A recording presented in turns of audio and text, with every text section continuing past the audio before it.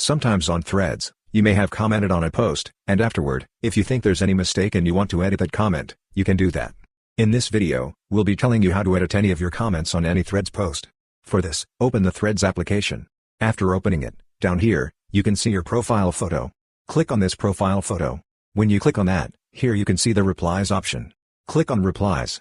And here, you can see every post that you've commented on. So, finding that post is easy. Anyways, for example, I'm selecting this post. After that, here you can see your comment. Next to that, you can see 3 dots.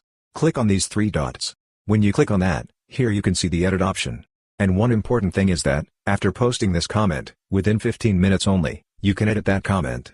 If it is older, you cannot do that. Anyways, click on edit. When you click on that, you can see the option to edit this comment. You can add whatever you want, and after that, click on this post button. And when you click on that, that edited comment will be uploaded.